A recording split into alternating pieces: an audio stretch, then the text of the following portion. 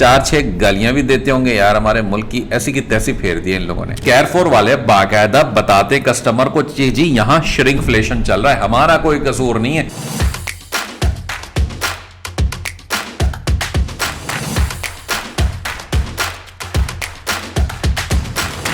अक्सर आप अपने बच्चों के लिए चिप्स का पैकेट लाते हैं, वो चिप्स का पैकेट जो शायद 50 रुपए या 100 रुपए का होता होगा। 100 रुपए वाले चिप्स के पैकेट के अंदर पहले बहुत सारे चिप्स निकलते थे, लेकिन अब आप ओपन करें तो उसके अंदर से हवा ज्यादा निकलती है, चिप्स इतने से निकलते हैं। परेशान तो होते होंगे देख के आप, 4-6 गालियां भी देते होंगे यार, हमारे मुल्क की ऐसी की तैसी फेर दी इन लोगों ने। ऐसा ही नहीं, इसे कहते हैं श्रिंकफ्लेशन। ये बाकायदा एक टर्म है जो कि केयरफॉर ने इंट्रोड्यूस करवाया था। केयरफॉर बेसिकली हमारे पास पाकिस्तान में भी मौजूद है। केयरफॉर एक फ्रेंच कंपनी है जो 1959 में मार्सल फोर्नियर ने शुरू की थी। केयरफॉर वाले बहुत ख्याल रखते हैं इन सब चीजों का, स्पेशली फ्रांस के अंदर इन्होंने ये काम शुरू किया कि ऐसी प्रोडक्ट्स जिसके अंदर बाकायदा कंपनी या ब्रांड जब अपनी प्रोडक्ट की क्वांटिटी कम कर देता है और प्राइसेस या तो वही रखता है या बढ़ा देता है, तो केयरफॉर वाले बाकायदा बताते कस्टमर को जी यहां श्रिंकफ्लेशन चल रहा है, हमारा कोई कसूर नहीं है, ब्रांड कर रहा है आपके साथ। इससे बेसिकली नेम शेमिंग भी हो रही है। नेम शेमिंग का मतलब यही हुआ कि केयरफॉर ब्रांड को नेम शेम भी कर रहा है, बता रहे कि तुम लोग ये कर रहे हो। हुआ ये कि इस वजह से बहुत सारे ब्रांड्स ने ये हरकत करना छोड़ दी।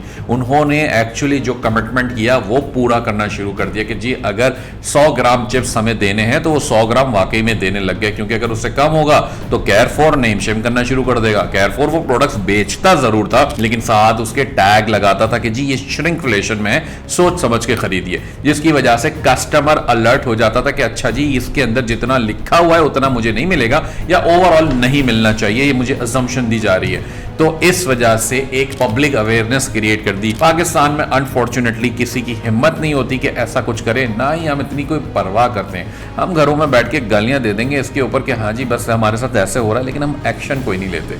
क्या आपके साथ कभी ऐसा हुआ कि आपने कोई प्रोडक्ट खरीदी और उसमें एक्सपेक्टेड क्वांटिटी से बहुत कम क्वांटिटी बरामद हुई?